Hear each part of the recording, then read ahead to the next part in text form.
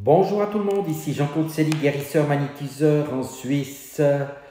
Tout d'abord, êtes-vous bien abonné à ma chaîne YouTube? Si ce n'est pas le cas, merci de le faire car cela me permet d'avancer dans mes vidéos. Ensuite, si vous appréciez mes vidéos, n'hésitez pas à les liker. Et enfin, au bas de mes vidéos, vous trouverez des commentaires sur mon site internet et mon contact téléphonique en cas de besoin, ainsi qu'un lien pour Sophia Voyance. Aujourd'hui, nous allons parler du zona. Le zona est provoqué par le virus de la varicelle qui peut sortir de son état de latence. La symptomatique des deux maladies est proche, mais les éruptions du zona sont plus localisées. La principale cause de la réactivation du virus est une faiblesse immunitaire, soit modérée et transitoire, qui est due à un stress important, à une grande fatigue, un manque de sommeil, une maladie physique ou suite de grippe ou traumatisme, soit importante, telle qu'un sida, un traitement immunosuppresseur, greffe de moelle osseuse. Assez souvent, une varicelle antérieure n'a pas permis une immunisation définitive. S'il n'y a pas d'âge pour contracter un zona, on constate que la tranche de 60 à 80 ans est la plus touchée.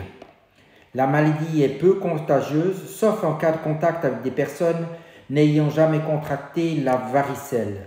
Dans la grande majorité des cas, la maladie guérit spontanément dans les 7 à 10 jours, les marques persistant parfois jusqu'à 1 mois. Les zones atteintes par le zona demeurent sensibles, voire douloureuses. Ces douleurs peuvent être intenses et parfois durer après la guérison. On parle alors de douleurs post-zostériennes qui risquent de persister toute la vie. Elles se produisent plus fréquemment avec l'âge qui avance et le retard de traitement.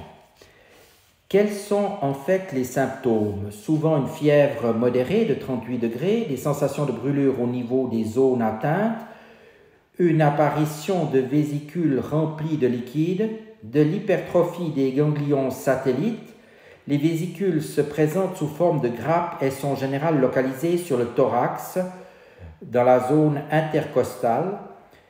Donc il s'agit d'un zona intercostal. Elles sont disposées d'un seul côté du corps dans le territoire d'un nerf.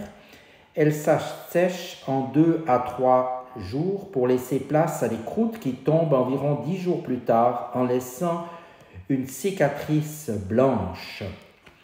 Enfin, il faut être très prudent lorsque la localisation sur les yeux, donc un zona ophtalmique, est particulièrement dangereux et justifie une consultation ophtalmologique en urgence. En ce qui me concerne, je peux naturellement accompagner pour qu'une guérison s'opère de façon, je dirais, plus rapide, mais il est bien entendu évident qu'il faut consulter. Je vous dis maintenant à tout bientôt et merci de votre attention. Bye.